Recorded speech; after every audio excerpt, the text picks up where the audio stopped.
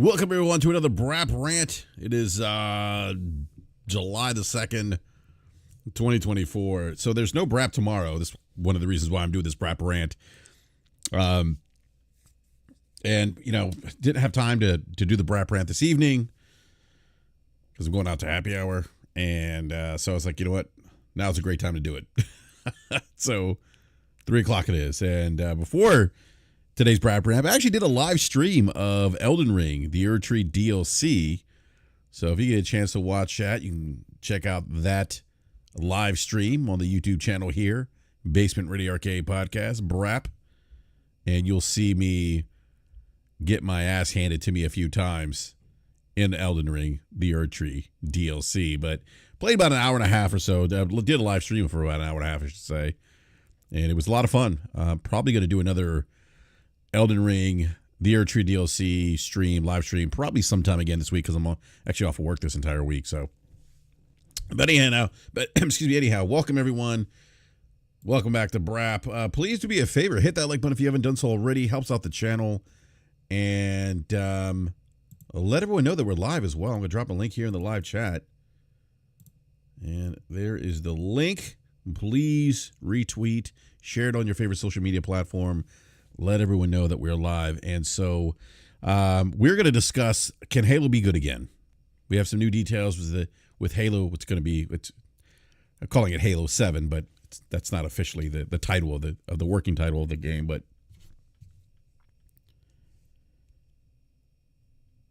we're going to talk about that here. And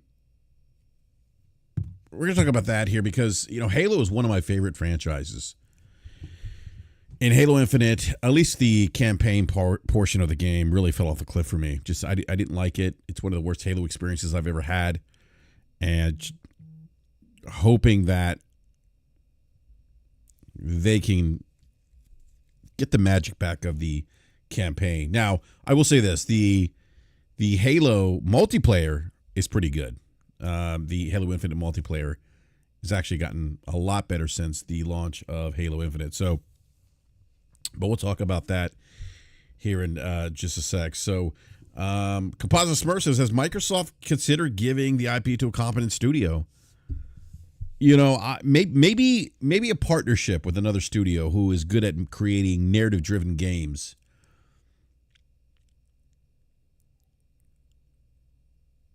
Maybe that partnership would make sense for the new Halo. Again, I don't have any issues with the multiplayer. I think the multiplayer is pretty good. At least the gameplay mechanics. I mean, some of the new features. There are some things that I think they need to improve upon with just making the loot drops or the gear just more. A lot of it's cosmetic, and I know this will be a completely change of direction from previous Halos, but maybe allowing us to tinker with our loadouts. And when I mean by tinker, I mean having the customization that you find in Call of Duty with your weapons. And I know that's not at the core of what Halo's been, but maybe something to consider. But we'll get to that in just a second. So I do want to, if you didn't get a chance to, check out, oops, I don't want to do that. Hold on a sec here. If you didn't get a chance to, check out last Wednesday's Brap. It was Xbox and Amazon, will it help? And I guess we talked about the new allegations against Dr. Disrespect. He's losing more sponsorships, partnerships with companies. And I think things are probably going to get worse for Dr. Disrespect.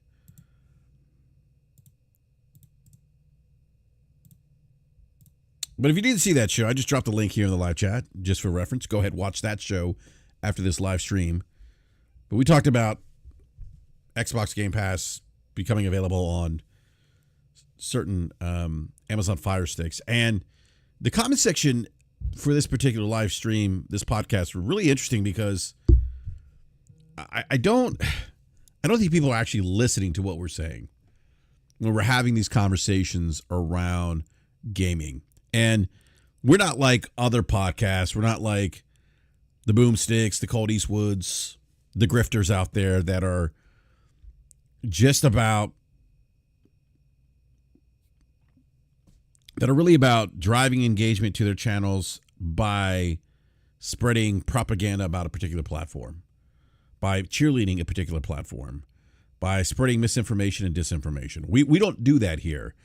And I think what's happening is we're getting some of the people who listen to those shows, who listen to those type of podcasts, and they have that lens, they have that mentality of, well, if you're not pom-pomming for Xbox, you're just being negative, you're just being a hater. And what those guys do, and what these other grifters do, is they really dumb down the conversation around video games. I said this last week, or maybe it was 2 weeks ago. You start gatekeeping the conversation around video games, because guys like that just don't contribute or add anything positive to the conversation around video games. They just dumb it down.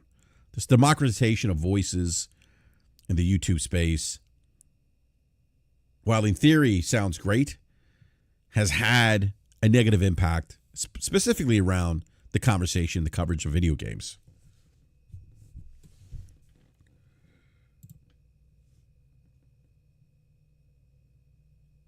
You pause this person here. There's a crossover of people, Brap. It's the same idiots from other comment sections fighting an imaginary war, and that's exactly what it is.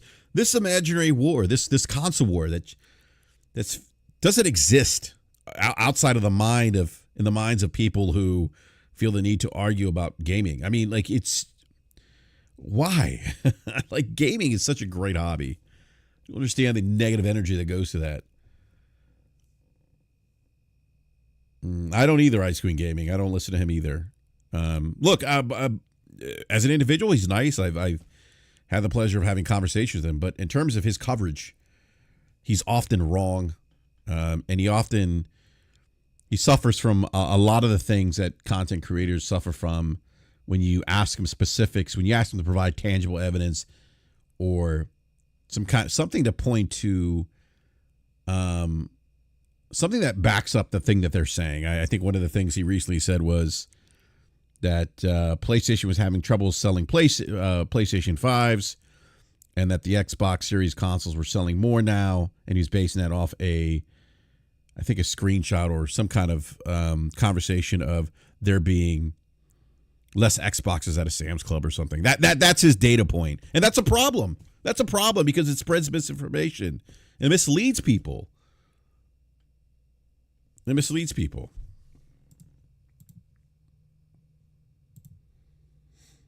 So let me do a quick. I'm gonna let everyone know we're live here.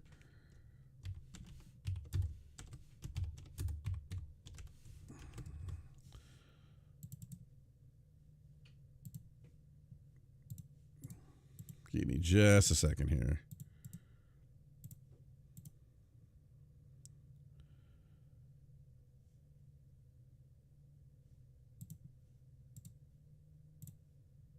All right. So I just had to share the link here on Twitter. So that's a problem. It's a problem with regard to the conversation around video games. It just doesn't lead to a well thought out conversation around video games. There's a lot of nuance that's lacking. And so I bring this up because of some of the commentary that we had from last week's show. And there's one comment here by Barry Murray 4923, and I appreciate that comment. That comment here in the comment section, Barry Murray. But Barry Murray 4923 says Xbox available on Fire Stick can only be good news. Anyone who could possibly turn this into a negative needs their head examine. Now, we didn't say this wasn't good news. We thought that it made sense for Microsoft at least, to get more eyes on Game Pass, and that's one way to do it, right? Getting it on more screens. They did tell us that every screen's an Xbox. I'm still waiting to hear from Sarah Bond whether or not the LED screen that I have in my Yukon Denali is in fact an Xbox. I'm waiting to hear from her on that, but I have no word just yet. One guy replied, notice Damien says this is obviously a Sony fanboy channel. And just like Reforged, you never have anything good to say about Xbox. And this is part of the problem. This guy noticed Damien that because we aren't pom-pomming and spinning things, because we don't do that on this channel. Notice Damien. But this is the mentality that these guys are in because they listen to the grifters. They listen to the people that want to monetize off their fandom, make money off guys like Notice Damien. Hey, and I'm not going to look, more power to them. Not going to knock the hustle. There's clearly a market out there to monetize off the stupidity of people who are just rabid fans.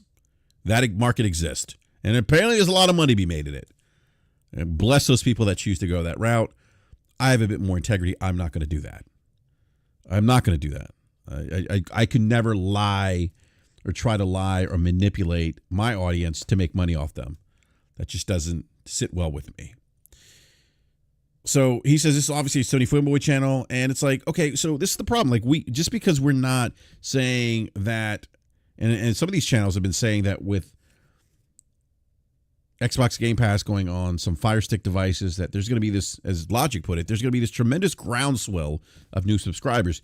We dialed that back a little bit and provided a more rational analysis to what might happen here. And because we've done that, we're now a Sony fanboy channel, which is hilarious because we didn't say it was a bad thing that the Game Pass was going to be available on Amazon Fire Sticks. What we're doing is we're offering a more nuanced conversation as opposed to what the grifters were doing, which is, oh, this is going to be amazing. There's going to be millions and millions of new subscribers, because I did hear that.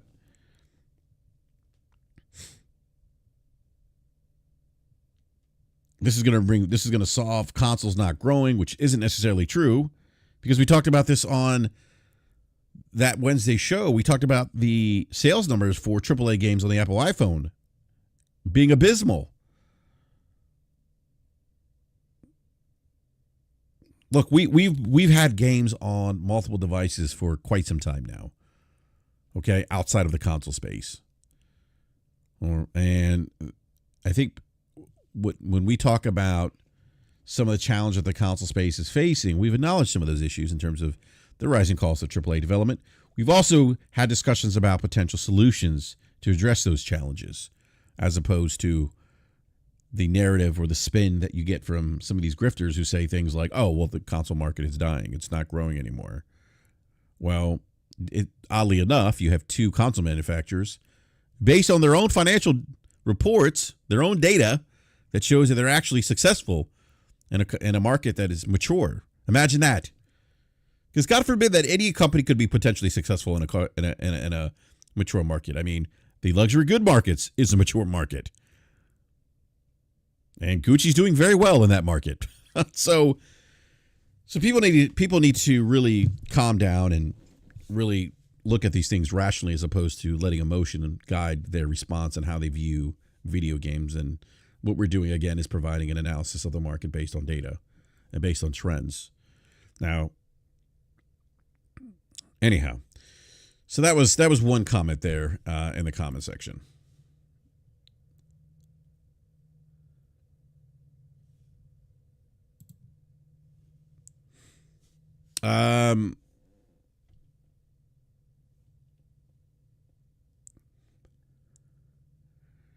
So Nostradamus replies to Notice Damien here. It says, criticizing Xbox doesn't automatically make you a Sony fanboy. And he's not wrong. And it's not that we're criticizing them per se. We weren't, in this instance, we weren't doing that. But what we were doing is, and they do this as a way to kind of try to minimize your point. Oh, well, you must be a hater. Well, no, if you're providing an analysis of a product based on how that product is performing, and the things that are leading to that product performing less in the market compared to its competitors, that's not hating. That's an analysis based on information that we have out there.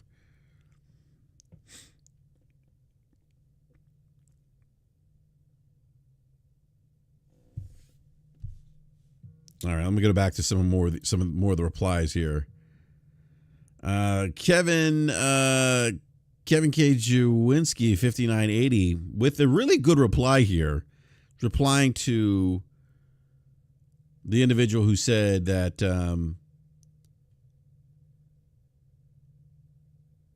anyone who could possibly turn this into a negative needs their head exam. He's talking about this is Barry Murray's comment, so he's replying to Barry Murray's comment.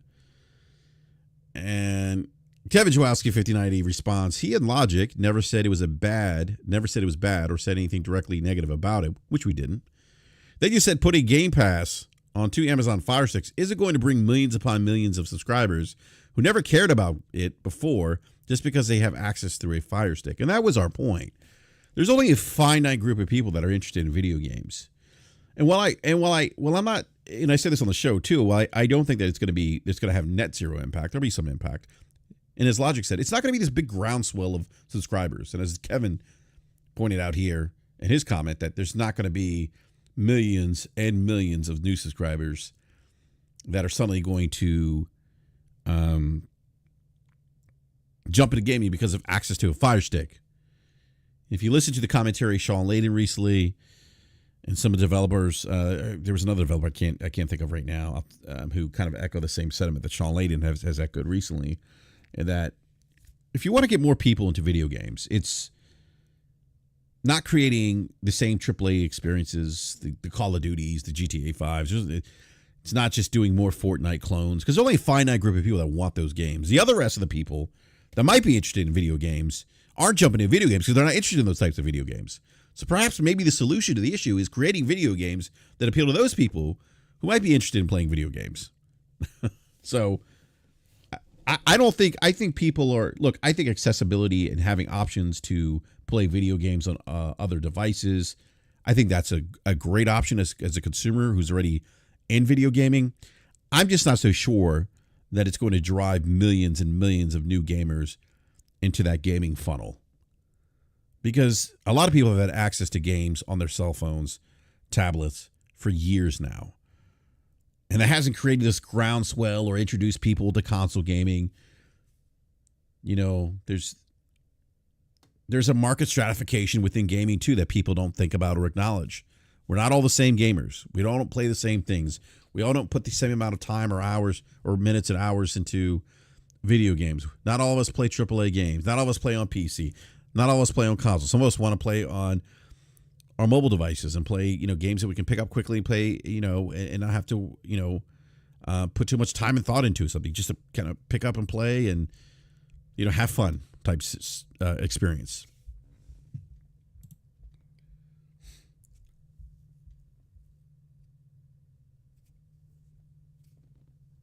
So it's not.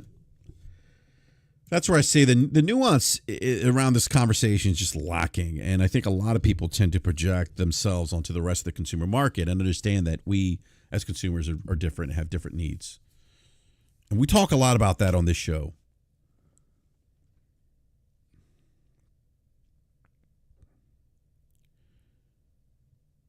All right, so I'm going to read Kevin Jawowski's 5980's comment again. It said he and Logic never said it was bad or said anything directly about it. They just said putting Game Pass 2 on Amazon putting Game Pass on two Amazon Fire Sticks isn't going to bring millions upon millions of subscribers who never cared about it before just because they have access through a Fire Stick. You need your head examined if you automatically take that as them turning it into a negative thing just because they aren't yelling about how good it is. And that was well said. I mean, we didn't say it was a bad thing. We understood the business case, why Microsoft would choose to go that route. But we were actually providing some more thoughtful analysis, adding some more nuance to this conversation, which again is lacking. And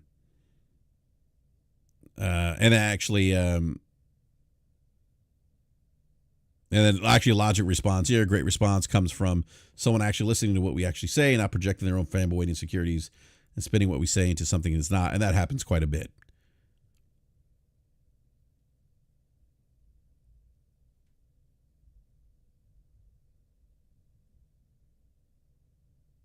So, I mean, it isn't this is only one of the comments. I'm going to read some other comments here. Let me go back up top here.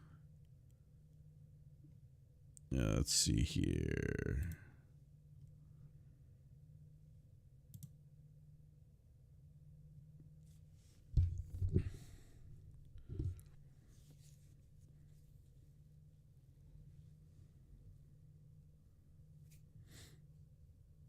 There was another comment here.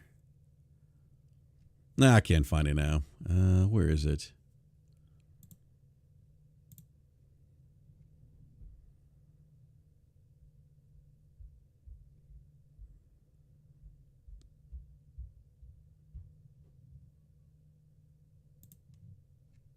No, I can't find. There was another comment here I can't find.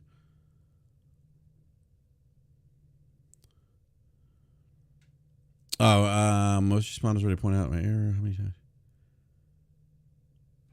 I can't see.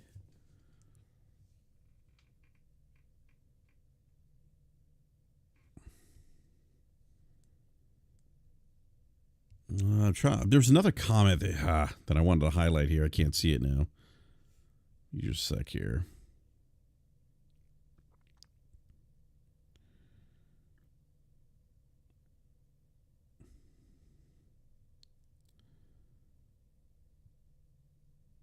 Oh, and then we have Jago6. He's been here. He's actually been alive. He's been in live chat before. He tends to console war for fun. He's like 50 years old. And Jago6, if you look, stop console warring at 50, dude. Oh yeah, here we go. Jago6. He goes on to say, Microsoft's direction is not just and only consoles. They are using Windows Playbook and utilizing strategies that got them into PC world domination. They're using Game Pass as a platform. The entry point to said platform are phones, tablets, TVs, PC, laptops, handhelds, consoles, now streaming device, and Android devices. Again, they're not working on a new console yet. You still have doubts, really why. So, and this is part of, people tend to align Microsoft's domination in the OS space to what they're doing here with Xbox. And those are, the behaviors are the same, but the scenarios are a bit different. All right, and then Jago6 also says, how can they have more engagement with less games to play and with limited options or ways to play said games? Remember, Sony cut off 177 countries from engagement. So please explain how they're going to have more engagement again. And this is the problem, okay? Because this is a conversation. This has been a talking point. What's up, Audible? This has been a talking point with the. This has been a talking point that's been put out there by a lot of the more Xbox centric podcasts to try to, again, this is console warring stuff, to try to make Sony look bad. So I'm going to read Logic's response here to Jago6. This is actually really great. A great response here. And Jago6 here, and his Sony cut off 170 countries from gaming. This is disinformation again, and Logic does a great job of addressing this. Logic replies to Jago6, this is misinformation and disinformation that you are repeating because you have been misled and misinformed by people playing gaming politics and running narratives, which is true. There are 195 sovereign nations.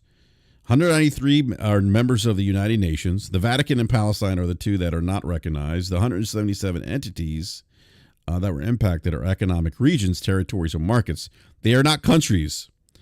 Jago's doesn't even know what he's talking about. He's saying 177 countries. So again, Jago, do the research, buddy. And this is part of the problem with the gaming conversation. You can't even get that part right. That that it's not 177 countries, as Logic put out. It's 177 entities and or economic regions, territories, or markets. So, yeah.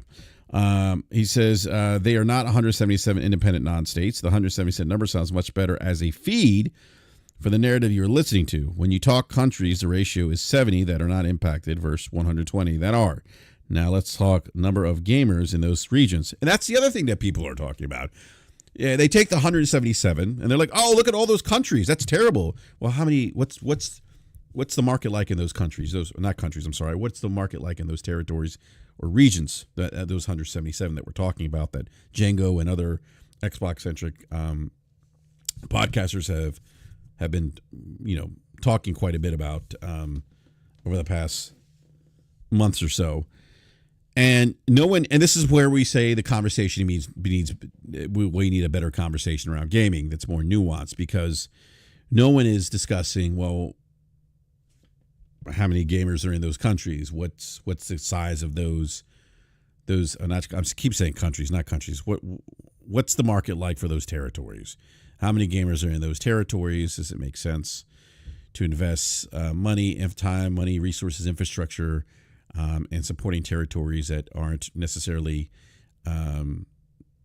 strong drivers to your business?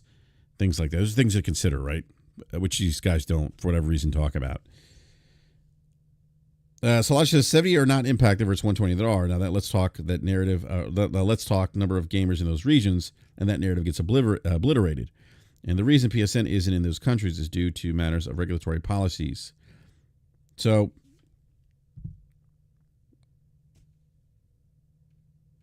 regulatory policies and infrastructure that make the business case untenable for PlayStation, P&L, and OKR. So he's talking about, does it make sense? Is the juice worth the squeeze in this case, right? Is it make sense from a P&L, OKR perspective to have a presence in those regions, right? Does the investment make sense? The actual impact is much less. It is not significantly different when correctly quantified than the footprint for Xbox. So, so that great point. I mean, that was a great response by Logic. And that's kind of the issue that we've been seeing in some of the comments in the comment section here, is that people are bringing their console war narratives into the comment section here for whatever reason, not listening to the things that we say, and I just don't know. Like, this is the thing that frustrates me. There's an abundance of information here on the internet. Use it.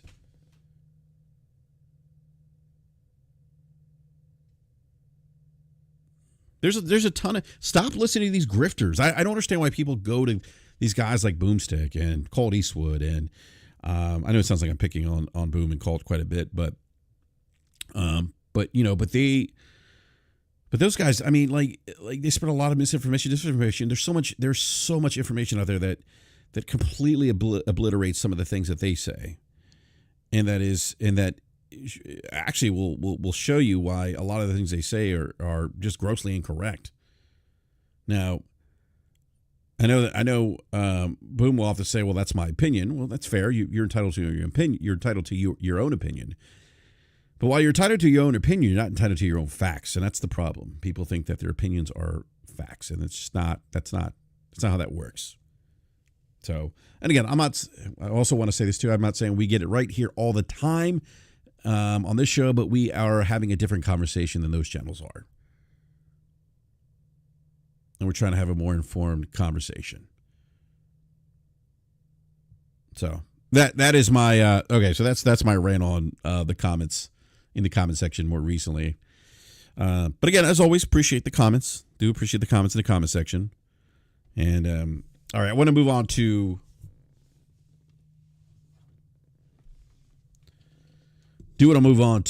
Halo Infinite here.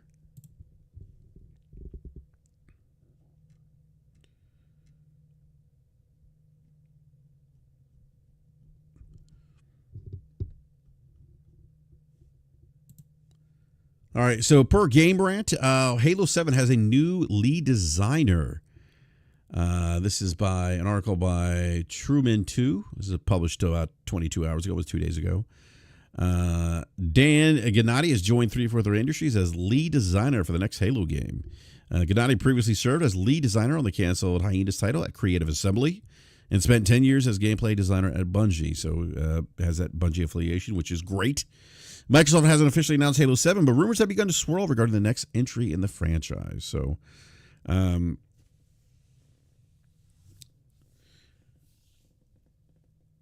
we all know that Halo is one of Microsoft's biggest first-party titles. And 343i took over the reins for Bungie. And I feel like I at least in my opinion with 343i, they have either hit it out of the park with like Halo campaign, then missed multiplayer, or hit it out the park with multiplayer, then missed the campaign. I feel like that's kind of been their thing, right?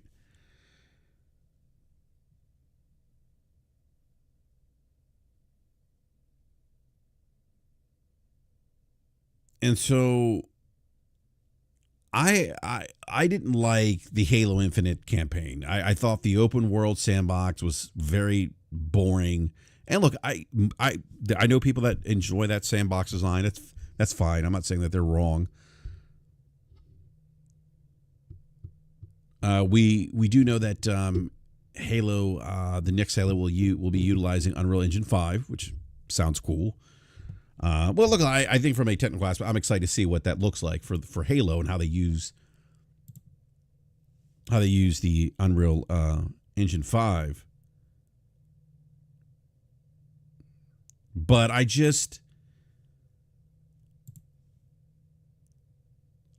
want a good Halo experience and when I mean experience, I mean campaign. I haven't had any issues with the multiplayer on Infinite, okay?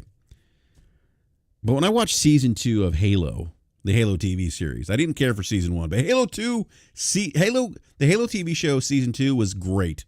And I'm watching the show and I'm like, this is the kind of drama, this is the kind of writing, dialogue, this is what I want to see in a Halo game. Like hire those people to write the damn next Halo Infinite game or the next Halo 7 or to write the next Halo game. Hire those guys. Hire them. Hire that writing team to make Halo, right for the next Halo. The open sandbox world just didn't cut it out for me. It was boring.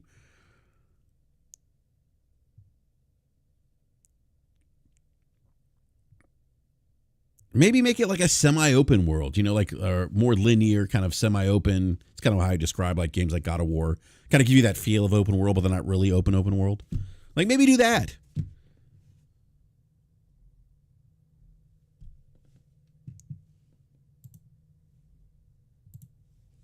And actually, before I go back into more of this Halo rant here, I just want to go over some of the commentary here in the live chat. Gregor Von Doom says, not even just misinformation. The fact that all regularly tweet... Oh, sorry, I can't read, Gregor. Gregor says, not even just the misinformation. The fact that they all regularly tweet promotional type stuff for the brand they rep makes misinformation for other brands really stand out. That's a great point. And they do that. They're like free advertisers for Xbox.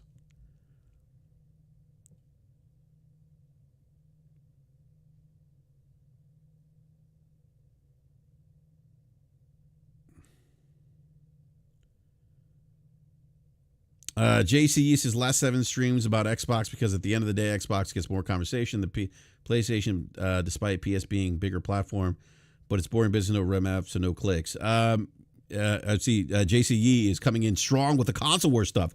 Look, JC, there just isn't much to talk about, right or wrong, about PlayStation at the moment. They're continuing to deliver great games. The platform is doing well. The business of the PlayStation is doing well.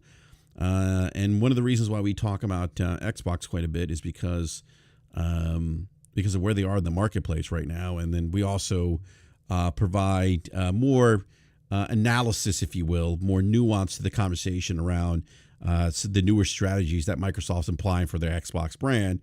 So that's why we talk about them.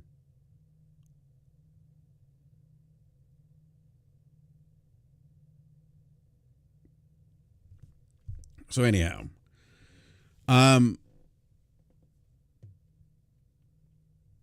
so if you guys have been listening to me for those who've been listening to the show for a long time, many of you know that I was an Xbox Live beta tester back in 2002, I believe it was. It's been a while. JC says nuanced conversations will bring up the fact that Sony is stuck to the same business structure for the past 10 years while Xbox is adapting. Consoles aren't everything. JC, I think you're missing a lot of the nuance here, and you're bringing a lot of the talking points and narratives that you hear from those grifting podcasts that you probably listen to quite a bit. Couple things here, JCE. Why would Sony's stuck in the same business structure for the past 10 years? How?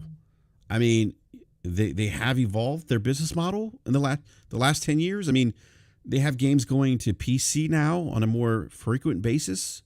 They're investing in studios that are doing PC ports.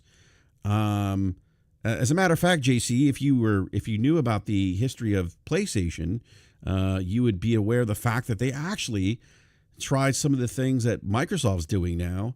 10 years ago, they had PlayStation Now on devices outside of PlayStation. They bought Gaikai. Do you know what Gaikai is, JC? You should probably look that up. They had a subscription model with games in PlayStation Plus prior to Microsoft. So, I mean, I think you never heard of Gaikai. See, that's part of the problem, JC. See, this is what I was talking about earlier. You have a guy like JC. I'm not going to pick on you, JC, now, because now you've kind of stuck your foot in your mouth. We have someone like JC come in. He comes hopped up on the green juice, right? He's like, oh yeah, I'm like the Kool-Aid man, but with the green juice. And he's like, oh yeah, he's busting through walls, right? He's listening to Boomstick and Cold and all those Xbox-centric podcasts. He's like, oh yeah. I'm sorry, I'm having fun here. And Gregor Von Doom says Sony used their phones as a cloud streaming device for PlayStation 3 games. And this is my point, JC. And this is what I said earlier. We have the power of the internet. Use it, JC. Instead of going to these podcasts that feed you like they don't feed you. They feed you like they're not even feeding you the entire. They don't even know themselves because they haven't done the research. They're not feeding you accurate information here. It's misinformation and disinformation. And so JC, so you're talking about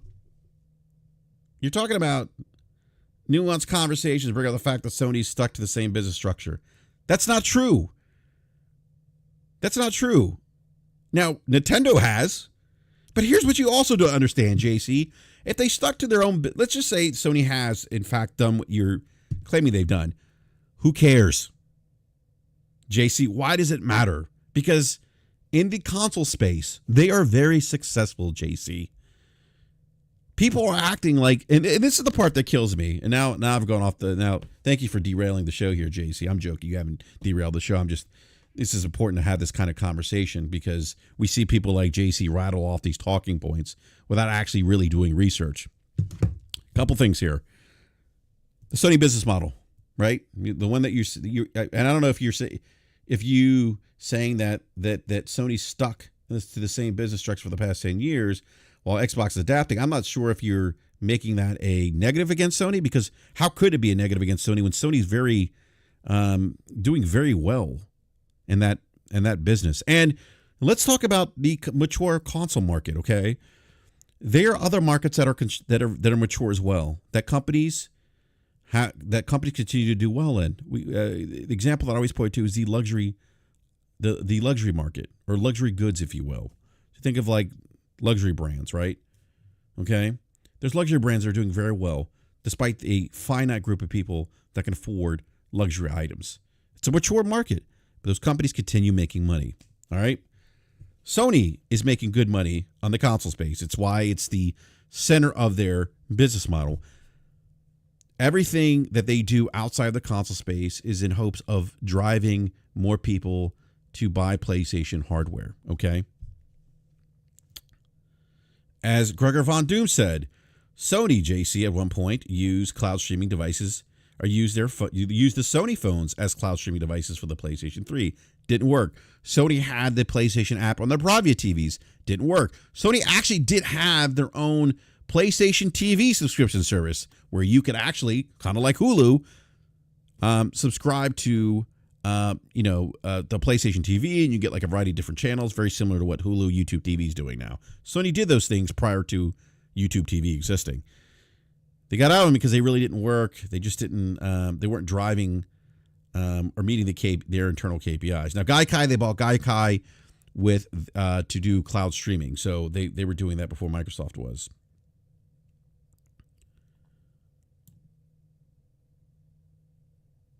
No, JC. You're saying if you're being fed fake info, I would have said, "Oh, of course I know what it is." No, I say that because you're coming in here rattling off the same talking points, and I'm willing to bet that you're one of those individuals Um, yeah, JC says they test things, it doesn't work, they give up. Yeah, they do because they have a different. JC, you have to say some companies have different risk tolerance. Okay, they have different risk tolerance, and they haven't totally abandoned some of those things. You know, they tried them, and they may come back to doing those things, like with the phone that Gregor Von Du mentioned. But they're not doing that right now. They may come back to that at some point. But understand, each company has a different risk tolerance.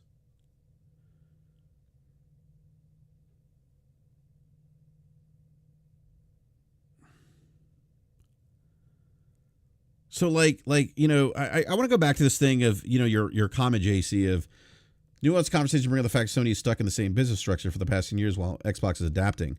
What is Xbox adapting to? The console market's still the console market, JC. Matter of fact, the console market, there was it PwC. There's another consulting firm out there that's projecting 13.5% growth in the console industry over the next 7 years. I mean, even in a down year, I believe Matt Piscatella, I'd have to go back and confirm these numbers. I believe, if I'm not mistaken, that even in a down year, Matt was predicting 2% growth. A down year being this year.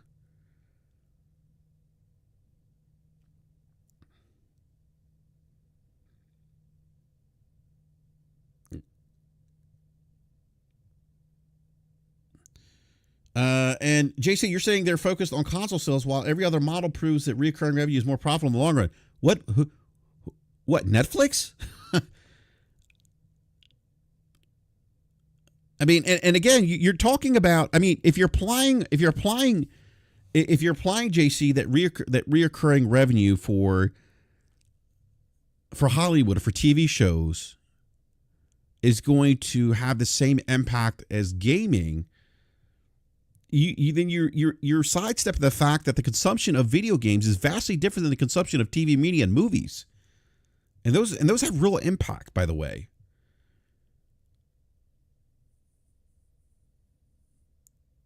I mean, like, what models are you basing that reoccurring revenue is more profitable in the long run for video game companies? I'm not saying that companies can make money, okay? But if you're applying the Hollywood model, those are different models.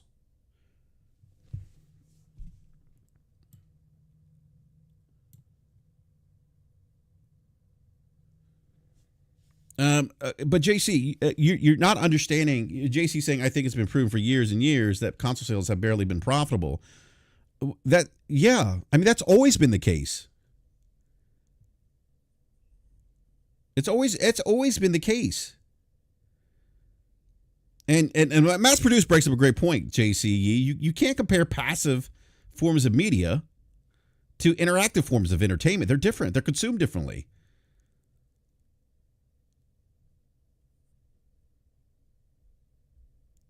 And then if you think about it like this, JC, you're also seeing, okay, but JC, you're saying, okay, and this is JC, this is where you need to understand a couple things here. JC says, that's my point, though, they're focused on console sales when it's barely profitable. JC, what you're missing, though, is that that's the same for Nintendo. It's the same for Xbox. It's the same for Sony, right? Console sales.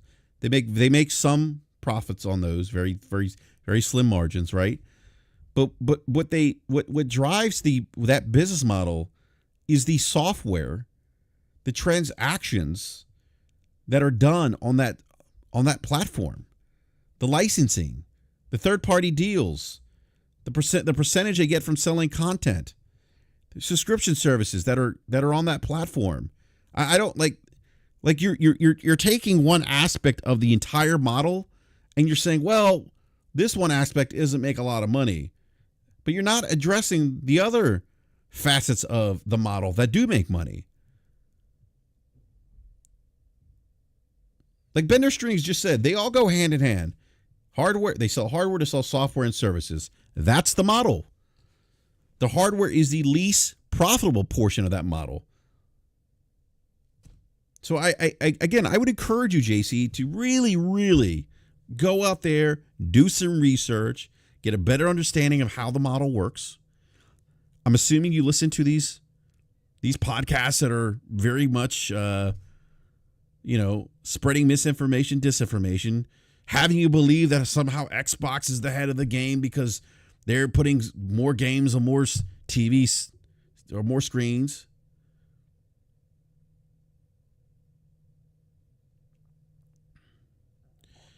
So the CFO, he's saying the CFO himself mentioned wanting to focus more on sales within games itself. It's why he's probably cleaning house and game budgets. He's not cleaning house.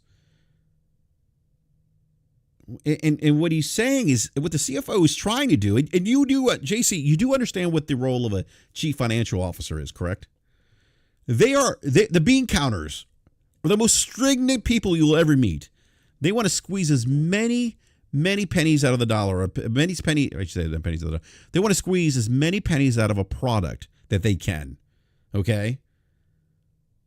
All right? And JCE, if you don't think that consoles are profitable, do you think Xbox should abandon hardware? Answer that question too, JC. So here's my point. You're saying the CFO himself mentioned wanting to focus more on sales of the games itself. It's why he's probably cleaning house. He's not cleaning house with game budgets. What they are trying to do is figure out operational efficiencies to drive down some of the increased cost of video games or AAA video game development. That's not an unusual conversation, JC, to have with an organization coming down from a CFO who's looking at ways to create operational efficiencies to drive up the bottom line. Okay? Yeah, but JC, but you're not understanding the context of his commentary. Studios need to improve when it comes to business. They're talking about operational efficiencies, right? Creating. JC, you're turning this into console wars. PlayStation fans are the ones ignoring it. But again, you're scapegoating, or you're skipping by the fact that the chairman says the CFO says these things. JC, those aren't unusual conversations. If you work for a company, JC, have you ever been in conversations with a CFO, or if you've ever been around a financial analyst, or if you've ever been in or have had conversations around budgets, internal budgets, and because I hear this all the time at work, what I do, this idea of creating operational efficiencies or figuring out ways to cut costs. That's always a conversation that's happening because companies want to make more money. That's what they want to do. Companies love money, right? They have fiduciary responsibilities to their shareholders to make them more money, and that's what they're doing. So you have someone come in, you have someone overlook at the business, and they feel like, well, wait a minute, like maybe some of these studios are a little frivolous in their spending. Maybe we need to rein some of that back. That's just called being financially responsible, JC, and that's what companies do. That's what healthy companies do. Okay. So that's all they're doing. They're not going to stop making AAA games. And on top of that, JC, if you look at their financials that they just released, and you look at the fact that the PlayStation 5 in terms of, and I have to go back and pull the numbers, the PlayStation 5 is actually doing better for Sony, financially speaking, than the PlayStation 4. Now I got to pull these numbers up.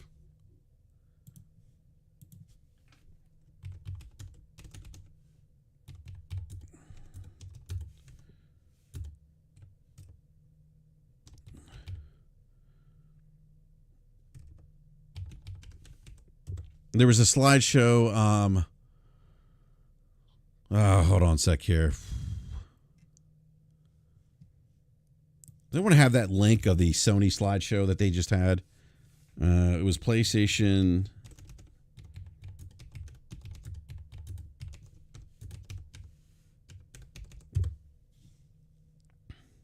Okay, so here we go. So Sony.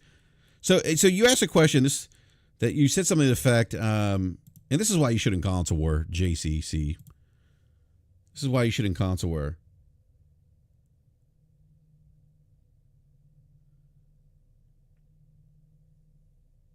No, JCC, I'm explaining to you what the CFO has said, all right, and why, and why they're looking to drive up additional or create, or excuse me, the CFO's comments were ways to create more operational efficiencies, to look at the amount of cost that they're spending on AAA games to increase profitability. That what I'm saying is that is not that's not a conversation. That's a conversation that typically happens. Okay, in my own work, I hear these conversations quite a bit, even though our business is healthy. Number one, you should understand that, JC. Even when businesses are healthy, the bean counters, the finance people, the CFOs, they're looking at other ways to cut costs, to increase profit margins. They're always doing that. Always. You need to understand that, JC. That's how business works, okay? And so what you need to understand, JC, is you said something to the effect that, oh, well, why aren't the Sony people concerned or something? You said something to that effect. Well, why should they be concerned? When the tangible results of the current model, the current business model, are very positive for PlayStation, JC. And this information is out there. This information is out there for you to read. All right?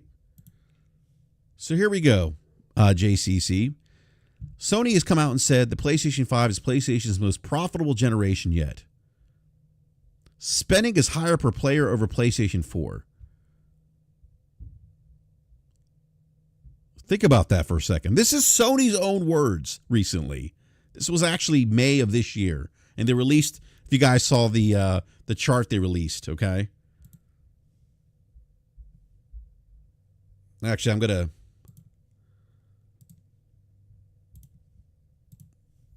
to drop a link here in the chat.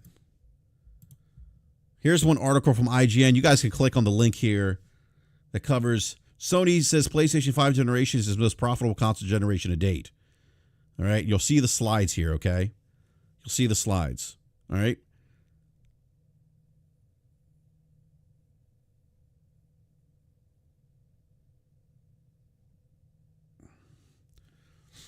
So think about this. The PS5 generation is its most profitable console generation to date. All right. If you look at PS4, they have 2013, 1, 2, 3, 4, 5, 6, 7 years. PlayStation 5, 1, 2, 3, 4 years. It's already hit profitability, the same profitability of the PS4. Now they're saying it's more profitable PS5 because they've done it in less time, and they're projecting even more growth, okay?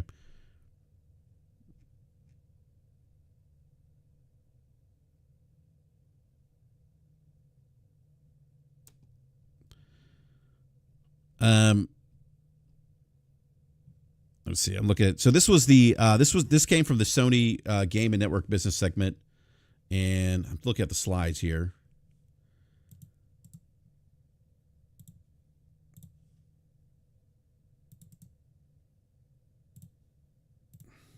All right, JC, there's some information that you should actually look at. JC, again, look at the financials. Stop with the narratives that you're doing right now. Look at the financials, dude. This isn't.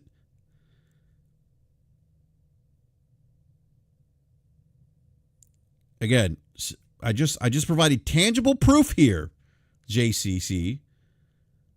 All right, just provided tangible proof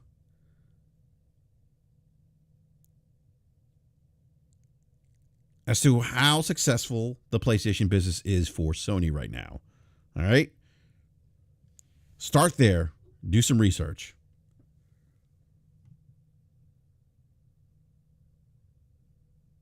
And you should also understand, JC, you said Sony also said they relied on Call of Duty to fund their first-party titles. Their business model is not mine, unless he was just lying, which is possible. You have to understand, JC, you're not understanding the context of within which that was stated.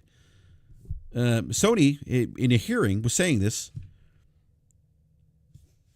The hearing over whether or not Microsoft will be allowed to buy ABK.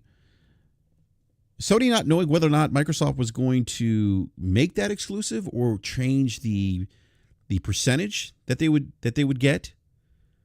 Because Microsoft can actually go ahead and do that. Because you know what, Sony, we're not gonna give you your. We want more than 30%.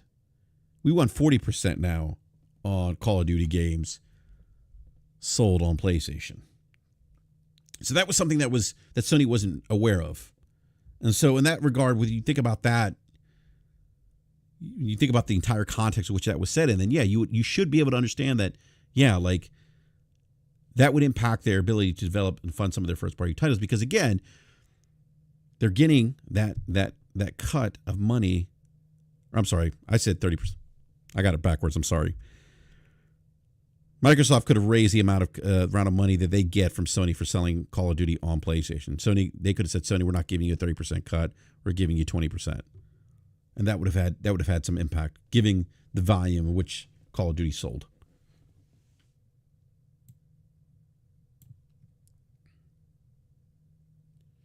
JCC, JC says, I just don't see people stating the cons of their model. Why would there be cons right now? It's a healthy business for them. I mean, if financials are very black and white, JCE.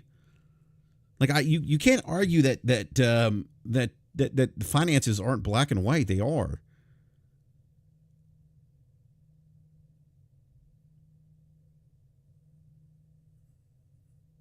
I mean, JC, the reason why people don't say that there's cons to their model is because the model generates healthy amount of revenue for their business. It's a sustainable business for them right now. That's why you don't see those conversations.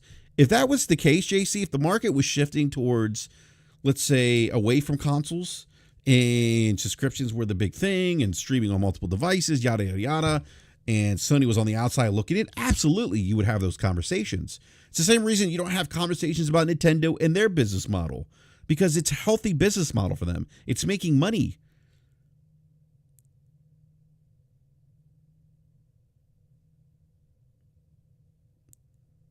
And JCE saying, yeah, okay, like I said before, they made more this generation, but less players, less cons. Again, they have figured out a way to monetize and grow their business with with less consoles sold in 4 years than the entire PlayStation 4 generation. That's not a negative thing, JCE.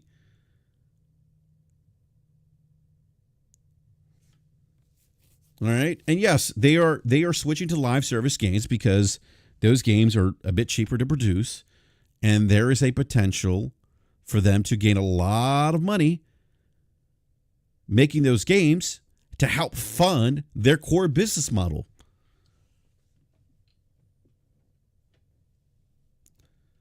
Like, this isn't rocket science, JCE. I mean, if you pay attention to the industry, if you pay attention to their business model, if you really listen to, I mean, but JCE, no one has said that they're not expanding outside of their core business model. But their core business model is still their core business model. Everything else for them is just additive. And no one has said to the contrary.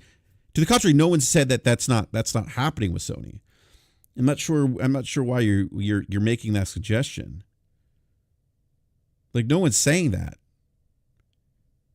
I mean, JCE, we just gave you examples of when they have sought to expand their business model.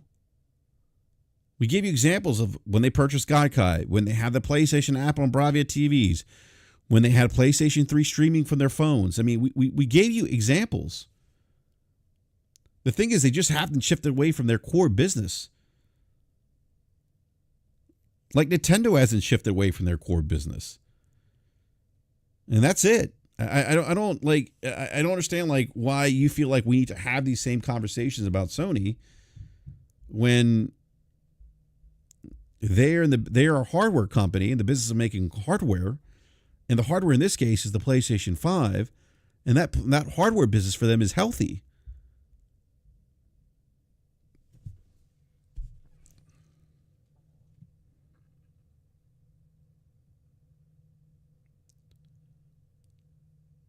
I mean, I just gave you a slide presentation from Sony, JCE. Read it. Okay. Now you're okay, JC. Now you're just trolling. You're straw manning. And look, we don't do that in this show, JC. I've tried to have a reasonable conversation, and now you're out here saying that the way people can speculate how to make Halo better, I can speculate how PlayStation needs to improve. Oh, okay. I'm sorry, I read that incorrectly. But I mean, me speculating about Halo has nothing has to do with my experience playing the Halo campaign. You should, JC, you need to understand there's a difference between discussing the performance of a business based on their own financials, based on actual data that we have, versus giving an opinion piece on my experience with the Halo campaign and why I think it needs to be better. Those are two different conversations, JCE. They're not the same. It's a false equivalency.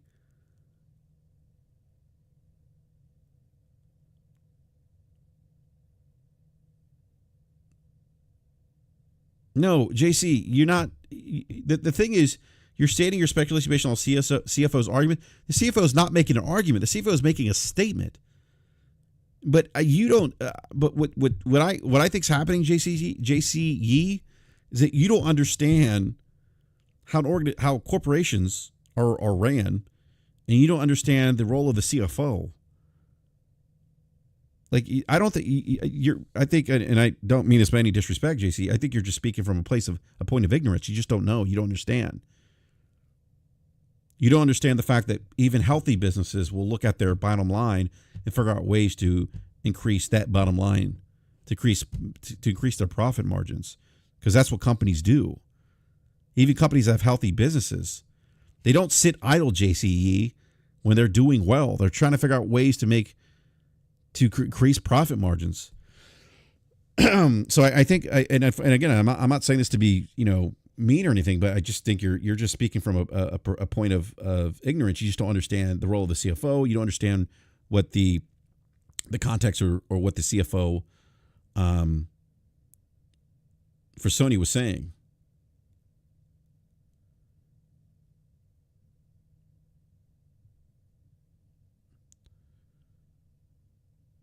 No, I mean, no one here is taking quotes and defining it to what we mean, JCE. It's just that some of us have an understanding of what these things mean, and you don't. I mean, it's why we have David Faulkner on. He's a financial analyst, and he's very clear about, he very clear what they talked about, what the CFO discussed about this Sony's business model.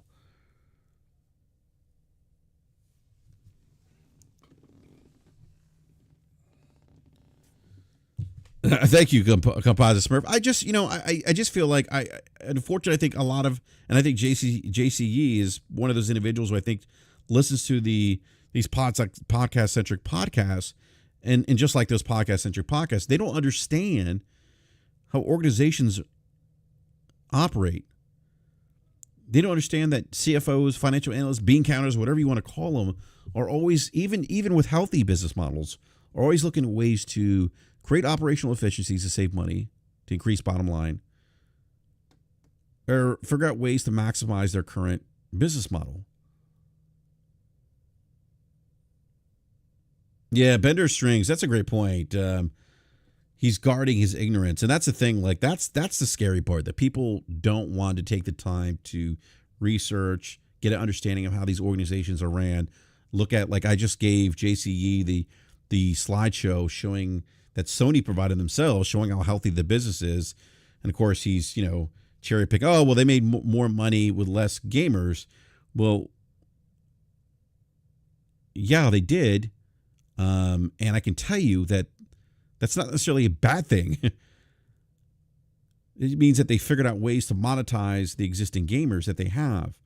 Now, obviously, the challenge becomes keeping those gamers engaged.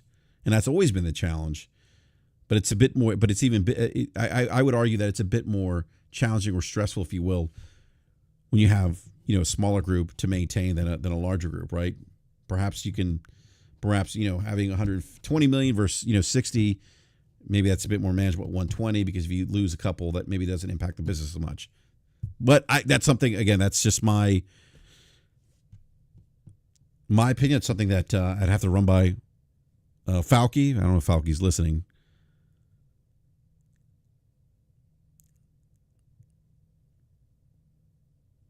All right. I did miss a super chat, so I apologize. We have a $5 super chat from Chrono Rig. Thank you for that super chat. It says, I actually would like if they diversified the Halo brand into other genres. I would love to see action adventure game or cool Metroidvania. Actually, you know what? That would be kind of cool to see that.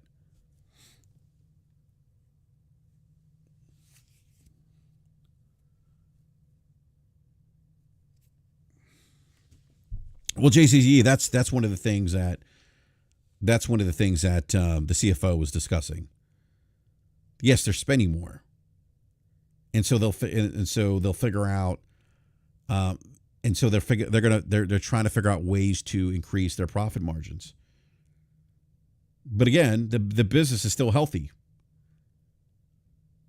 They're just trying to figure out how to address those rising costs. And by the way, JCE, that's not uncommon. I mean, our business, we're seeing that right now. We're seeing companies that are trying to navigate that.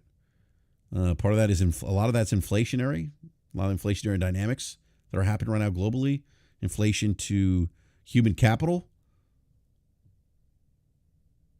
So, I would encourage you, JC, to figure out what's driving some of these inflationary dynamics.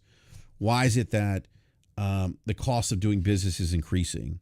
What are they doing to address the rising cost of business?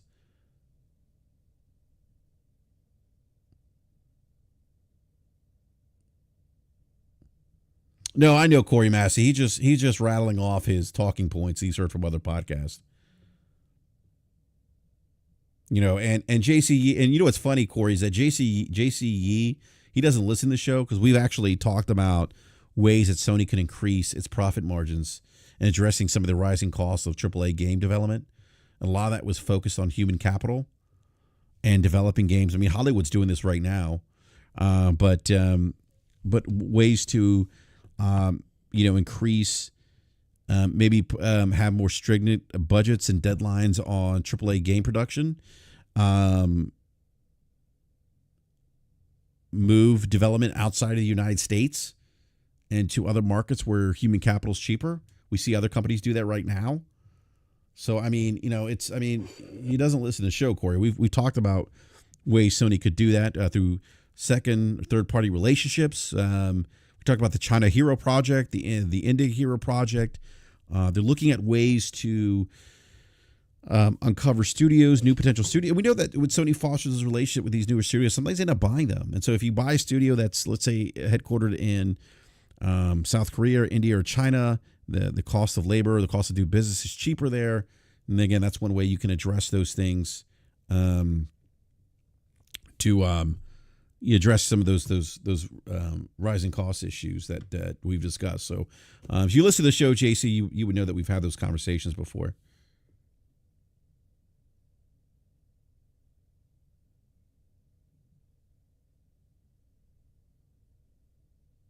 Yeah, Gregor Von Doom brings a great point. Imagine running a lemonade stand, and even though you're doing well, you never try to increase margins, and sometimes lemon prices go up, so now you're losing money because you were dwindling your thumbs. And that's exactly what that Gregor Von Doom just nailed it.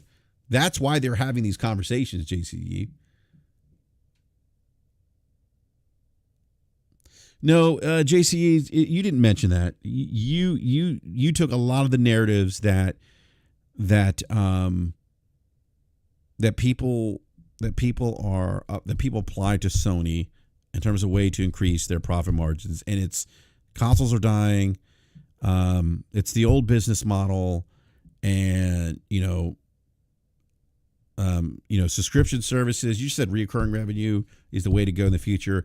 I mean, there isn't any data that I've seen that supports that for gaming.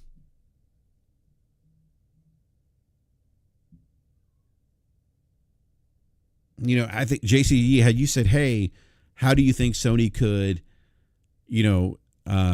increase profit margins or reduce costs of AAA game development, it's a different conversation. But that's not the conversation. That's not the question you posed.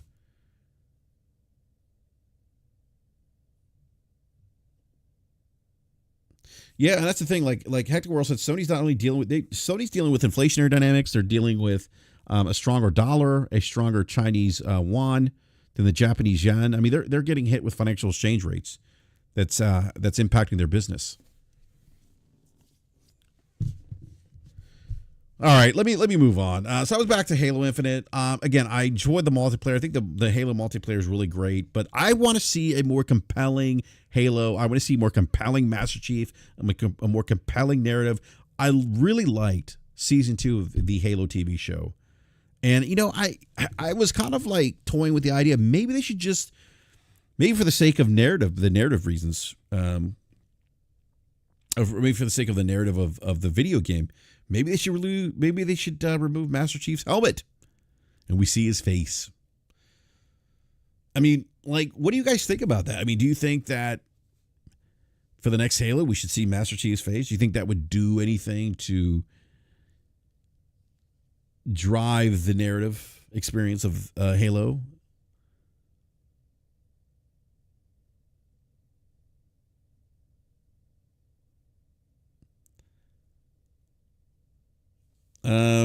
JC, we've already talked about this on the show.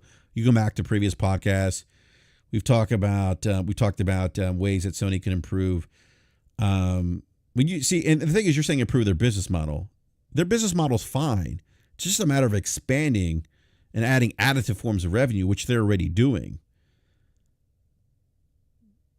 I mean, look, I mean, they have you're saying to benefit both gamers and business. I mean, look, if you buy a PlayStation 5 console, I'm assuming as a consumer, you're interested in that console. You're getting what you want.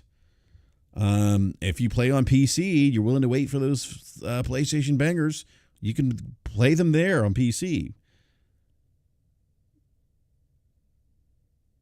If you feel like Sony doesn't offer you the kind of ecosystem you want, don't buy it, JCE. So like you're saying, like when you say it could improve, you're acting as if there's something wrong with their current business model. When again, based on the financials, that's just not the case. And based on what they're doing right now, they're looking to add additional revenue streams to their business, and they're looking at ways to drive new consumers to the PlayStation 5 platform or PlayStation platform. They've talked about that. And like Component 5150 says, and you get the best version of PlayStation games on PC for cheaper.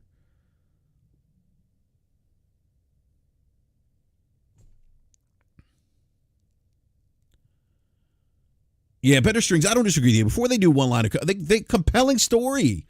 I don't want an open world sandbox. I want a story driven, Master Chief game. Like season 2, I'm like, this is what I want.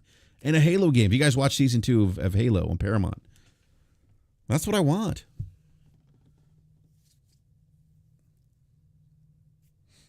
I mean, JCE brings up a great point. Halo books have great stories, which the show's based on. You utilize that source material. Bring those writers in.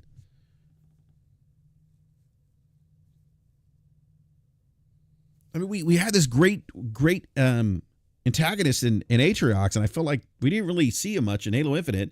They kind of just dropped the ball with him. Or maybe give us a Halo origin story. Like, I always thought it'd be cool to get like a Halo origin story that's very narrative driven.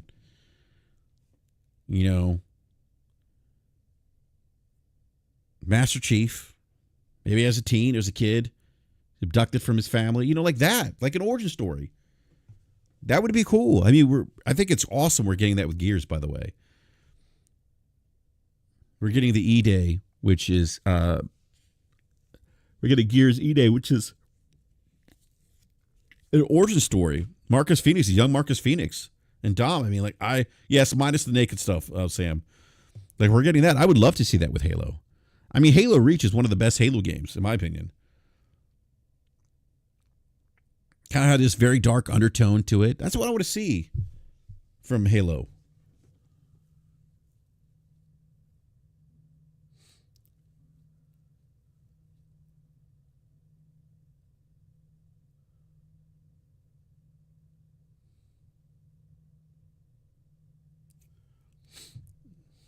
So Hectic World says no Hectic. Again, you're citing console war stuff. I think we need to understand there's a difference between the Xbox PC model versus the PlayStation PC model, and that much should be obvious. But also Sony. I mean, like but that is very much a console war talking point, because I only see the console wars say that or drive that narrative. Xbox went to PC's bad, now Sony's going to be PC's good. I mean, and again, like Sony will follow. I mean, will they? Maybe not though. I don't think they will. Again, I'm never saying never, but I don't think they will. Hectic World because of the cannibalization impact of hardware. I mean, we've seen what cannibalization of putting first party games day on date PC has done to the Microsoft hardware business. I mean, like, you know, it's, you know, they, I mean, they didn't, I mean, like, you know, so, I mean, I think Sony will try, you know, some things, you know, to, they will try some things to, you know, grab a group of players or get exposure, you know, get some more exposure to consumers who don't have eyes on their platform. But I mean, at the end of the day, Hectic, their core business model is funneling people to the PlayStation hardware because they're a hardware manufacturer. Hectic, Sony makes hardware. That's what they do. So they are. I mean, while the behaviors of, you know, while you know, let's say behaviors, but while, you know, they both have games on PC, the motivators and the way they implement that model are different.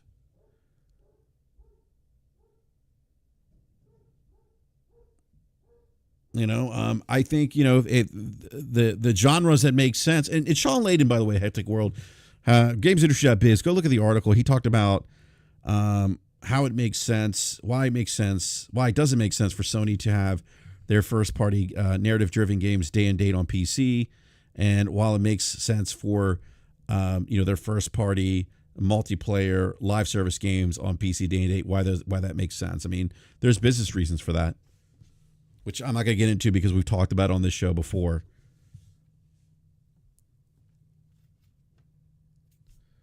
You know, and people are saying, "Oh, well, you know, they did that. You know, they're on Switch now." I mean, yes, they are, but I think people again they're really dialing up the volume on that and what that means tenfold and what they should be. I mean, like Sony's talked about taking, you know, like creating partnerships to put and licensing some of their first party games out or IPs as a way to maybe as a way to drive prospective new customers to their PlayStation 5 hardware, to the PlayStation hardware. They've been very vocal about that. Yeah, Sean Wan's right. Or Sean Wan, Sam Wan. Sorry, Sam, not Sean. Sam Wan's right. Sean was cooking that interview. So Sam, you know what I'm talking about. Gave a great explanation.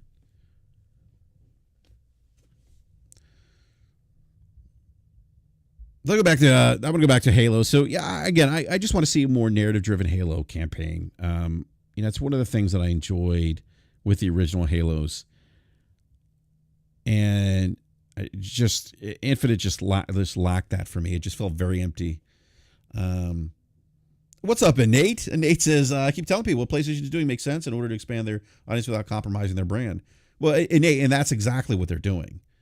That's a great point. I think those are differences. And Microsoft, again, people fail to realize two different companies here. Microsoft is a software as a services company. All right.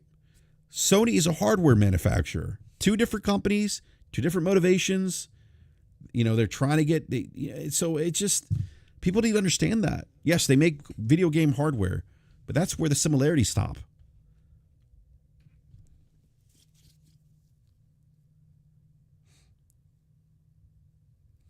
There's two different strategies. I don't understand why people, I mean, like, it's funny, like everyone's always like Sony is, I say everyone, but I see a lot of the comments here a lot. Let me back that up a bit. I do at times see comments here in the live chat where people are saying things like Sony's in the old model, but they never say that about Nintendo. They never say that about Nintendo at all.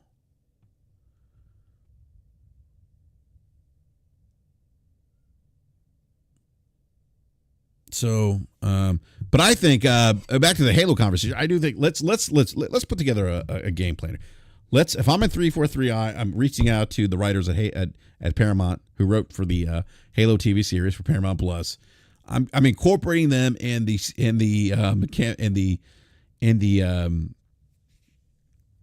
development of this game, the creation of the story, the narrative, because I mean, like a compelling Master Chief, something with emotion, and maybe take off his helmet, further convey emotion, because Master Chief really doesn't show much emotion. You don't see his face. And I didn't agree with the Halo TV show showing us Master Chief's face, but now it made sense. It made sense to me, season 2, because I'm like, oh wait a minute here. Oh, okay, like it can convey more emotion. You know, I had a different connection with Master Chief. It humanized him, even though he's got like superhuman strength. It humanized the character Master Chief. And maybe it's time to start doing that in the next Halo. I know it sounds controversial. I know a lot of diehard Halo fans will be like, no, never show Master Chief's face. You know, but I don't know. Why not? I'm telling you, season 2 is so good. If you haven't watched season 2 of Halo, please watch it. It's so good. It's so good. And then maybe, yes, kill Master Chief at the end. Kill Cortana. Ooh. That's so funny. I say kill Master Chief, and then this comes up here. Big shout out to Everborn Sagas with a $2 super chat. Thank you, Everborn. I appreciate that. It says keep Chief alive. I've been saying kill off Master Chief for quite some time. But I think Everborn, I think you would agree with me. Season 2 was phenomenal, the Halo TV show. And like, and that's the kind of narrative that I want from the next Halo game. I want Halo to be great again. The campaign was such a disappointment for me with Halo Infinite. Now, again, if you didn't hear me say this earlier, but I think that the Halo multiplayer is actually fantastic. Although I do think the cosmetics, the weapons, I would like to, and I know this is not what Halo is. It's not Call of Duty, but I feel like the one thing I like about Halo is that, or not Halo, Call of Duty in particular, is that when I'm invested in Call of Duty multiplayer, I'm invested in my character, upgrading my character, upgrading, my weapon loadout, tinkering with my weapon loadout. I'd like to see some of that tinkering, if you will, in Halo. And I know it's not traditional to how Halo multiplayer's played and been, but I'd like to see that.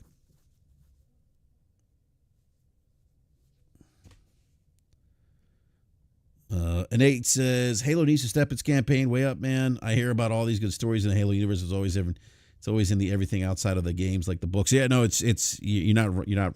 The books are great. There's a lot of great source material.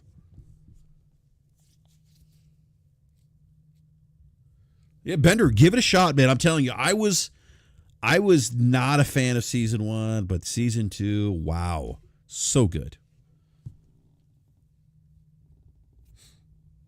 So good. But I am excited to see what they do with the Unreal Engine 5. I tell you, I'm if Xbox can nail, and I think they will. I think I don't have any reason to believe, based on what the coalition's done with Gears, that E-Day won't be good. I think E-Day will. But man, if 343.5 can just nail a good campaign for Halo, see, to me, like the pillars of Xbox are Halo and Gears. Really are for me, in my opinion.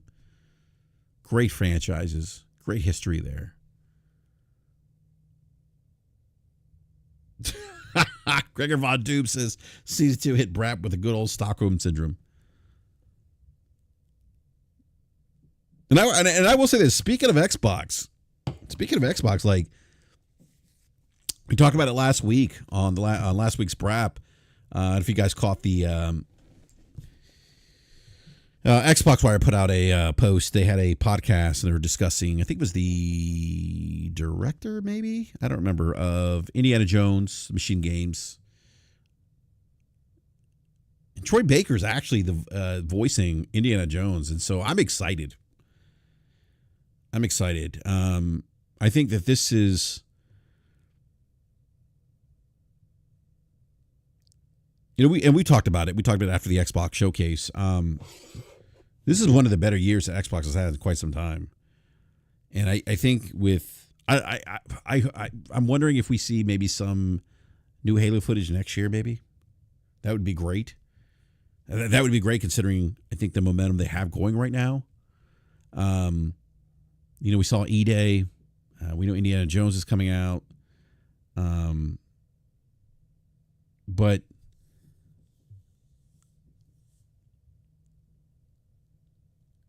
If they can nail Halo, I think that is huge, because I think part of the disappointment around Xbox this generation, I think, in my opinion, started with the development challenges of Halo. Like, it's like, wait a minute, how can you let arguably your largest, your most iconic IP that put you that brought you to the dance, right? That put you on the map.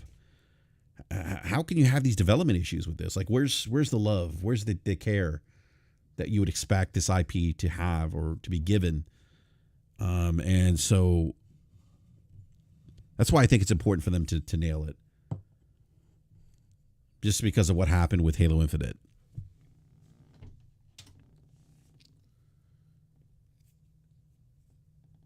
In my opinion.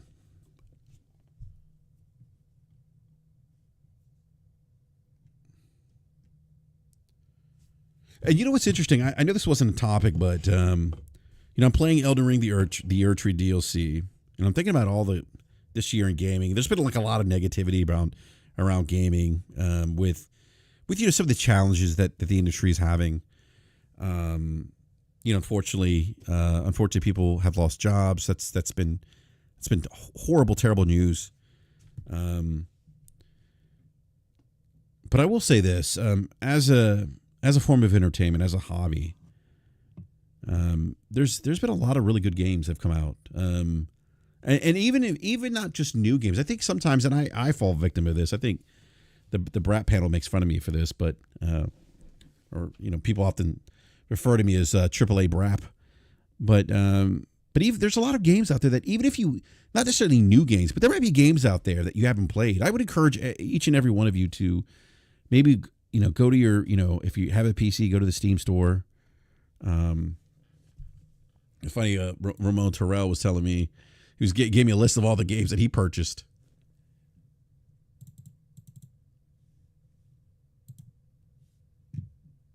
And by the way, the Steam Summer Sale is going on right now through July 11th. So if you're on PC, a lot of great games right now. A lot of great games. Battlefield 5 is $3.50. Red Dead Redemption 2 is $20. And Nier Automata, Game of the Year Edition, is $16. Borderlands 3 is $9. Assassin's Creed Valhalla is $12. City Skylines is $9. Sea of Thieves is $20. Detroit Become Human, really good game, $16. All right.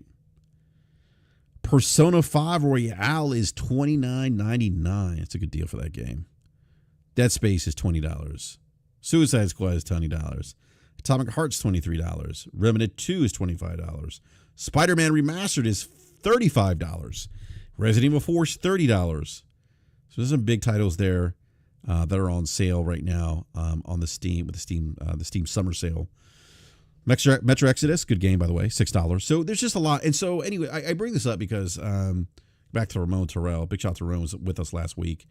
And Ramon had sent me a tweet. I'm so excited for him that he's on PC. He said, they got me. He picked up Ender Lilies, Limbo Inside, Pepper Grinder, Planet of Lana, Little Nightmares 1 and 2, Grand Blue Fantasy Relink, Rift Apart, Returnal, Vanisher, Sekiro, Hades 1 and 2. So he picked up a lot of games. And so I was bringing this point up, because I see people say, oh, it's a down year, and they're just focusing on some of the new games that are out right now. And I'm guilty of this. I don't know if everyone in the chat is, but I am. I'm always looking at the new stuff. And I think it's important to also maybe take some time and go to your, the Xbox storefront, the PlayStation storefront, Nintendo store, or, go to Steam right now, doing a Steam Summer Sale through July 11th, and maybe look at some older titles that maybe were on your radar that you didn't play at the time, but maybe, while you're waiting for that new shiny thing, maybe go back and play those titles. There's still a lot of great games in the backlog right now. I'm not sure how much Returnal is, and I have to look. But I think that's, it just made me think about what in my conversation with Ramon and the games that he bought, and I was like, oh, there's, I'm playing the Erdtree DLC right now, which is fantastic. And by the way, I said this in the Brap chat. I said Erdtree Game of the Year. Can a DLC be Game of the Year? I mean, look, the Keeleys set the precedent last year that a game which releases one DLC can win best ongoing game of the year, and it wouldn't surprise me if Elden Ring: The Erdtree won best ongoing game at the Keeleys this year.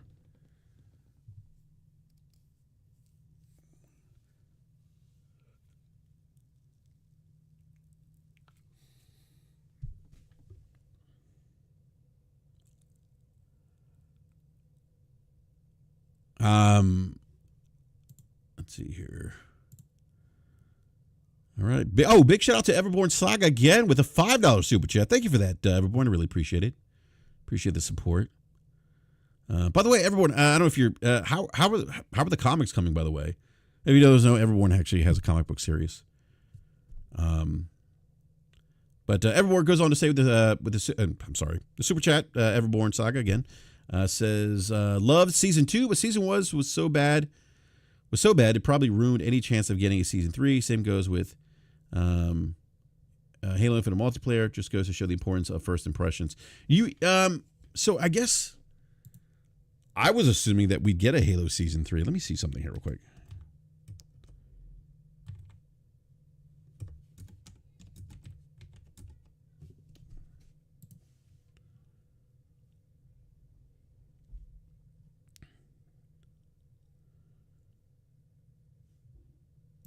Oh, so I guess we don't have...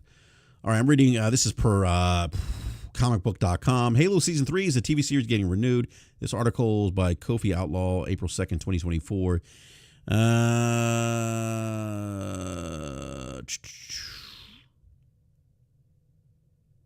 Let's see here. I thought Halo was pretty popular, did pretty well on Paramount Plus. Was it Grub that shared that nugget of information? Maybe he did, maybe he didn't. I don't know. Yes, I don't disagree, Everborn, that the importance of first impressions. I mean, I don't disagree. I hope we get a season 3 of Halo, the Halo TV show.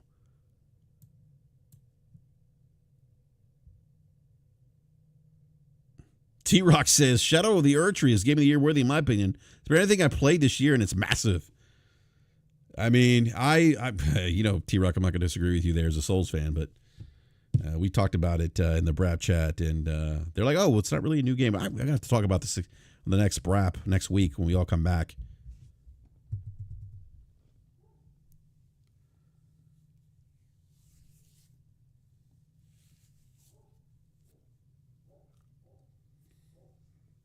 I tell you what, Everborn, that'd be in my opinion, that would be a shame to not getting a season 3 of the Halo TV show. Because I literally left season 2 wanting more. Season 1, I was like, I could do without it, but season 2, oh, so good. Capono, you're right. Any game you haven't played is a new game. Yeah, that's true. But I do see Capono, a lot of people on social media saying they like a new release, like a 2024 game, the new release. I'm like, well, but there's also, and again, I've been thinking about this because of a conversation with Ramon, and and I'm guilty of that, of the wanting the new hotness, if you will. But there's a lot of games that I've missed out on that I should probably go back and play.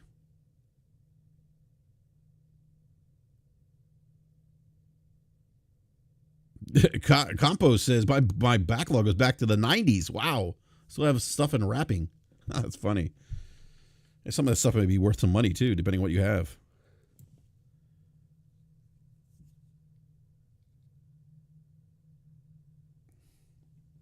Oh yeah, Wukong next month. I hope Wukong is good. I've liked what they've shown. The gameplay's got to hit though, so we'll see.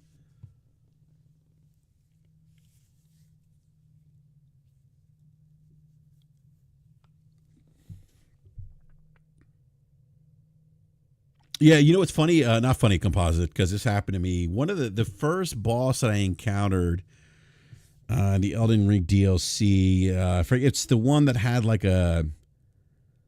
It was almost, I want to say it was like a lion head. It shot lightning and frost and mist and what was the name of that boss? T-Rock, you probably know that boss that I'm referring to.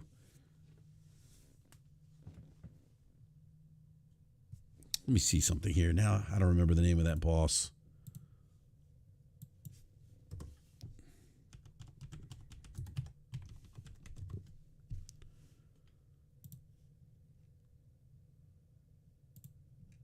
All right. Which boss was this?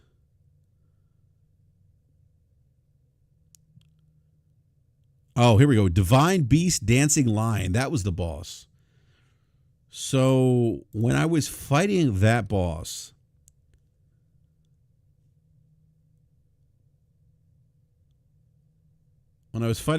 I actually did have, to your point, composite, I did have frame rate drops on the PlayStation 5, which was, in particular, that boss battle, which was infuriating. Like the worst time to have frame rate drops in that boss battle. And so I was like, you know what? And I had the PC version of Elden Ring. I just didn't. I bought it after. I beat Elden Ring on PS5. And I started a new build. And I just never finished playing it. And I wish I would have stuck with it because I probably would have played the Erdtree DLC on PC instead. But I will say this: the one thing too. So the frame rate drops, which happened in that particular boss battle, I haven't seen or had any since. But I have a feeling that may be something that comes up again. I could be wrong. Hopefully, I'm wrong. But I will say this: the one disappointing thing about the Erdtree DLC is that there's no trophy achievements. And for me, like, I'm not a trophy hunter, but for the Souls games, yes, I am a trophy hunter for the Soul stuff. It's like a badge of honor when you beat those bosses, you get the trophy for that. Or you complete the game and you get the trophy for that. Yeah, I've seen people say that to Cupono.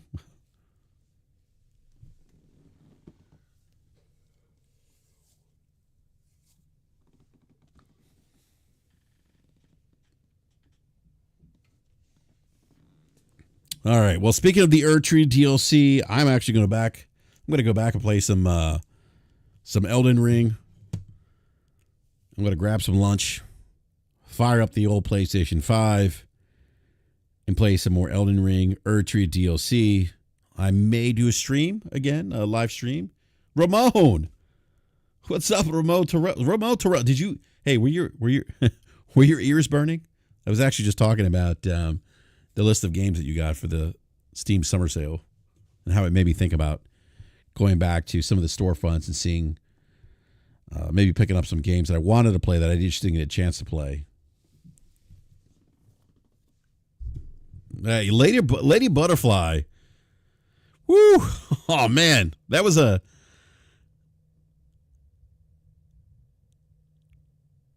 That was a tough one, Ramon.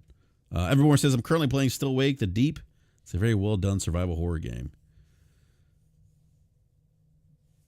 Is that that just came out, didn't it, Everborn? What's that? Still.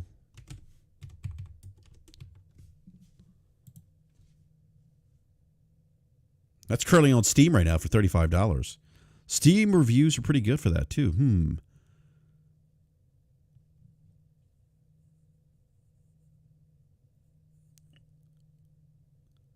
Oh, that's actually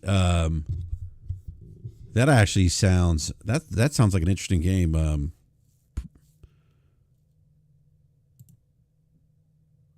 So you're trapped on a steel rig. Oh, some solid reviews too. I might have to check this out, Everborn.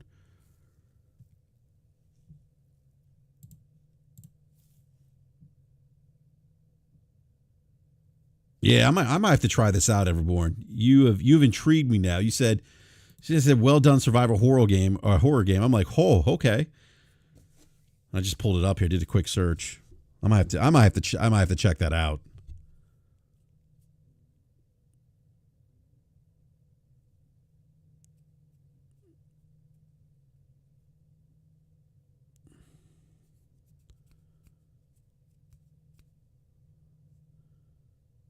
Oh, Ice Queen says you saw someone playing it. Okay.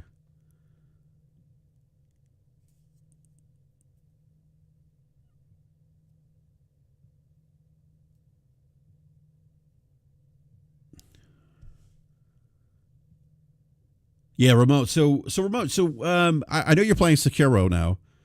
How are you enjoying it? I mean, outside of Lady Butterfly, what are your thoughts?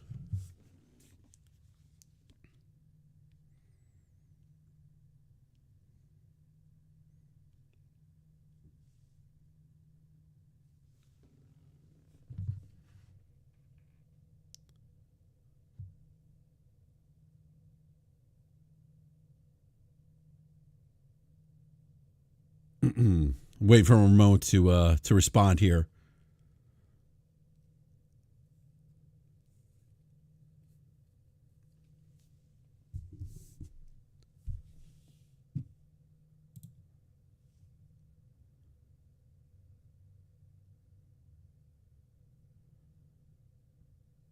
Ramon says loving a combat is more my style. Hey, Ramon, you know what? We need to talk.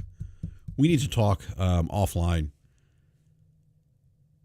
Yeah, because I don't think you were big on the Souls games, but I love Sekiro. I beat it twice. I beat it once on PC, and then I beat it on PlayStation 5. Yeah, the mobility, right? Yeah. It's very rhythm based, the combat. As Erica likes to put it, it's like a dance. It's a really good game. It's one of my favorites from games. Wait till you get to some of the later bosses, though. Yeah. The last boss, the Ishin Saint, no joke. No joke. But no, I'm glad to hear that you're enjoying it. It's awesome. Yeah. Hey, anyone, real quick before we wrap up the show, anyone a wrestling fan, professional wrestling fan? Anyone? Going once, going twice? I gotta say, last Monday Night Raw was actually really good. Or yesterday's Monday Night Raw, I should say.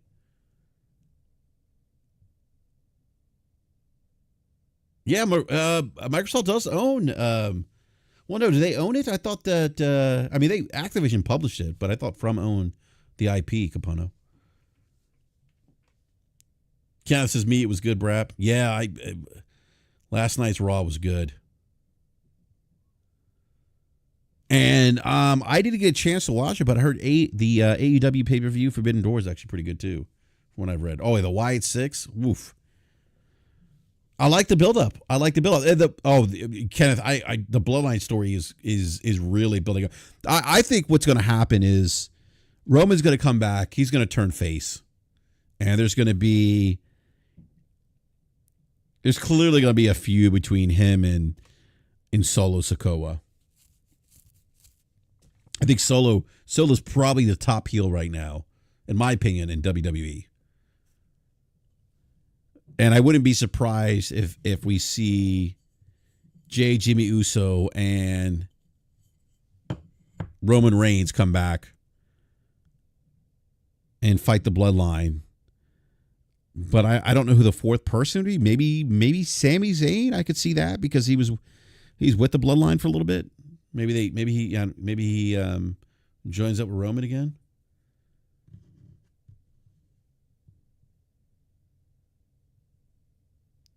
Oh, Everborn, it's in Game Pass. Okay, that's cool. Yeah, I may check it. I may check it out on Game Pass. I did re-up in Game Pass for the year, so let me check it out there.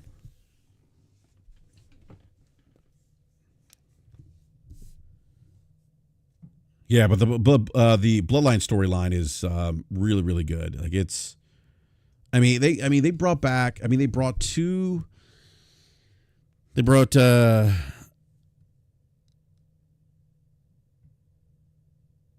Toma Tonga and I forget the other guy's name, and Jacob Fatu. Toma Tonga and Tonga Lau, I think it is. They were both in New Japan Wrestling. Actually, both part of Bullet Club at one point. So yeah, it's a great storyline. The storylines are really good at WWE right now. So we'll see. We'll see what happens with the Bloodline. Yeah, Bloodline versus Old Bloodline is my prediction.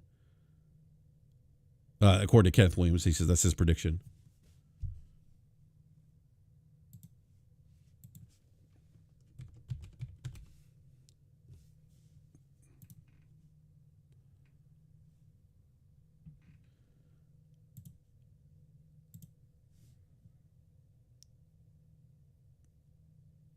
You say Umanga? Umanga had passed away, Kenneth. He died. I think of a heart attack or something. All right. Anyhow, so that's enough wrestling talk. I want to thank everyone for coming by, hanging out with me this afternoon for a quick Brap rant, and we'll be back maybe later in the week for another Brap rant. Probably we'll do a live stream of Elden Ring, the Erd Tree DLC. Probably will do that. I'm trying to get see if T-Rock is interested in doing a live stream with me. Do a little bit of co-op, but I may do that Thursday or Friday this week. Not sure yet, but definitely give me a follow on Brap_podcast. That's where I post all show-related news updates, so you're alerted when we go live. That's probably a great place. Or subscribe, hit the bell notification here at YouTube, so you're alerted when we go live as well. Please do me a favor, hit that like button if you haven't done so already. Helps out the channel. Yeah, live co-op, T-Rock. Yeah, hit the like button. Helps people find the channel, and appreciate the support as always. And you can bring the pain. And we will see you next time. So thank you again, everyone. Oh, and everyone, please have a safe and happy 4th of July for those here in the U.S. as well. We'll catch you next time.